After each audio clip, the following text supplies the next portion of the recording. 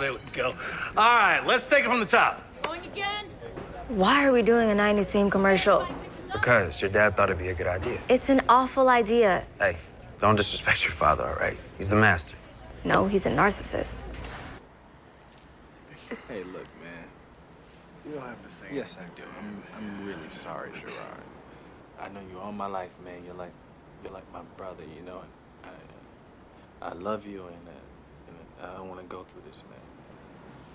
It happened, and I'm sorry, and I feel bad. And how long you gonna have me stay out here begging? You know what I'm trying to say, right? You gotta milk all the apologies out of it. What does real growth look like when you already have what most people want? Why do some stories about bad men feel reassuring instead of challenging? When did stories about growth stop asking us to change and start asking us to judge? There's a strange comfort in watching someone else fail, especially when the story makes it clear that whatever he did isn't something you would ever do. Because once the story frames growth as punishment, we're no longer invited to it.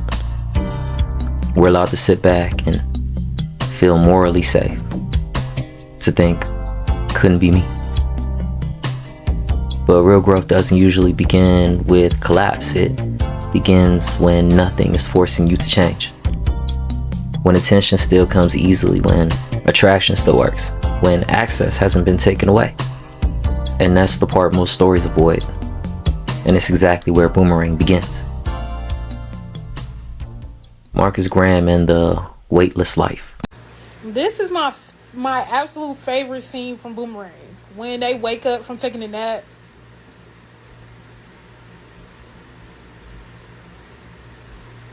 Like the little kisses. Oh my God. It was so like, it looks so unforced. Like he played in her hair.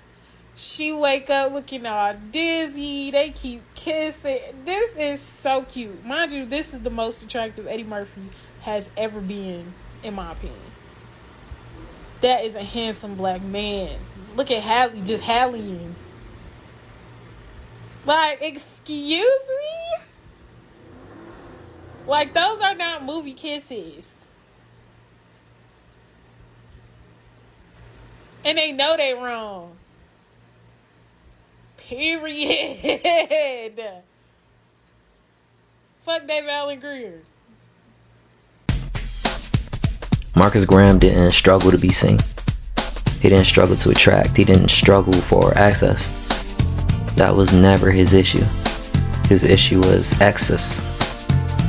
Everything responded to him. People laughed quickly. Rooms opened without resistance. Affection arrived without effort. Not because he demanded it, but because he was favored. And that distinction matters. Marcus wasn't feared. He wasn't predatory. He wasn't bitter. He was liked, rewarded, comfortable. And when everything is available, nothing has weight.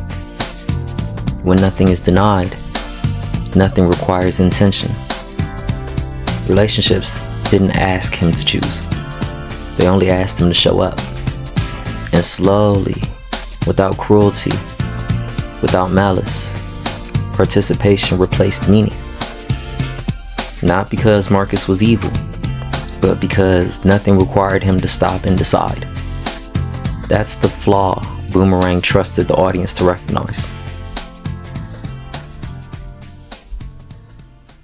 The moment people don't talk about. Alright, bet. Movies. Boomerang. One of my favorite movies, hands down. My pops told me when I was a kid, he was like, a woman will let you chase her until she catches you. And that's exactly what Jacqueline's character did to Eddie Murphy's character in this movie. She let him chase her until she caught him. And he fell right into her trap. And it ended up destroying him. He ended up losing his job and everything because he was chasing after this woman right here. When in reality, this is the woman he should have been with. And if you watch the movie, spoiler alert, this is the woman he actually ends with, Halle Berry's character, Angela. This scene right here shows you the difference between the woman he should have chosen and the woman he shouldn't have chose. He wanted this woman based on her body, but ended up being with this woman because of her quality, her morals, and her character as a person. And those are the real qualities that matter, not the beauty. In general, it's a great movie, Boomerang. Go check it out. There's a moment some people reach that others never do. A moment where you realize you could keep indulging and nothing bad would happen. No one would stop you. No consequence would arrive immediately. No voice would intervene. You don't feel ashamed, you don't feel guilty, you just feel hollow. The conversations blur together, the excitement doesn't linger. The attention lands but doesn't stay. And a question appears, a quiet question. Is this all there is? That's where Marcus actually was. It wasn't about voluntary loss. Nothing was taken from him. He wasn't exposed. He wasn't corrected. In the end, he walked away from what still worked. That's restraint. Not when desire disappears, but when it stays, and you don't follow it, because you realize indulgence is no longer feeding anything. And that's not morality, that's maturity. The Betrayal of the Lesson. Yeah, I can't believe this. Shit, I can. One accusation. One. And everything is done just like that. It was more than just one accusation, Bryson. Yeah, but it was 20 years ago. The original Boomerang trusted the audience. It trusted viewers to understand what a man could be. Successful, desired, admired, and still incomplete. It wasn't asking Marcus to repent. It was asking him to outgrow himself. But when the story was revisited years later, something fundamental was interrupted. The question shifted from what does growth look like after success to how do we correct what came before? And that shift matters because correction assumes wrongdoing, but Marcus's flaw was not moral. It was developmental. He was a womanizer, but not quite a misogynist. He didn't see women as objects. He didn't take. He indulged. And there's a difference between immaturity and malice. By rewriting his story as one of misconduct, the sequel didn't deepen the character. It erased the original lesson. The struggle ended up becoming judicial instead of internal. Punishment replaced mastery. Condemnation replaced growth. And once that happens, restraint no longer means choosing better. It means being disarmed. Why this matters now? When you turn immaturity into malice, you let the audience off the hook. Because now the question isn't, what do I need to outgrow? It becomes, at least I'm not him. And that's not growth, that's dissociation.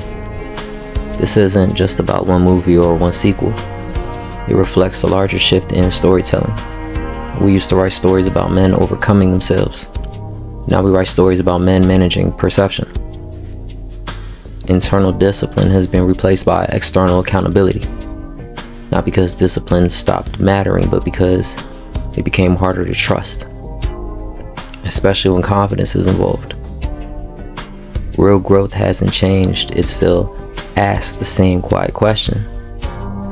Can you walk away when no one would blame you for staying? Boomerang was never about learning to get women.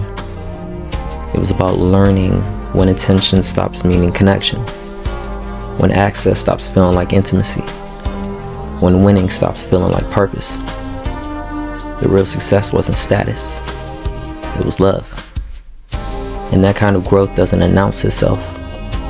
It doesn't demand applause. It doesn't go viral. But it still matters. Especially when no one is watching. Emotional intelligence so you don't move emotionally.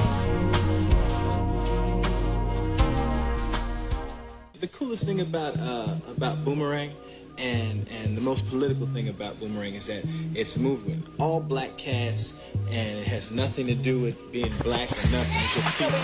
Like I'm reading this through from the LA Times. This reviewer says, the most intriguing aspect of Boomerang turns out not its story, but its racial composition. This takes pains to create a reverse world in which white people are invisible. Now, Oh yeah, this cat in the LA Times was tripping because there were no there were white people in the movie, but there were no like white leads in it. And he take the picture like Boys in the Hood. No one tripped about that because it was a movie that dealt with like a violent thing, but Right. regular thing, and it was business. Or where are the white people? Who's running that office? You know that kind of. And I saw it.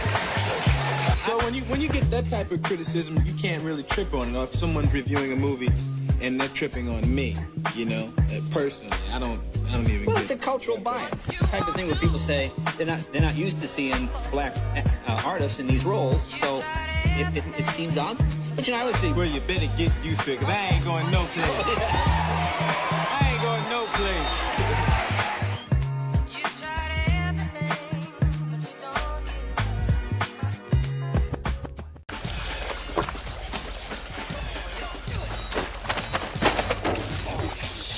Sweet little ditty,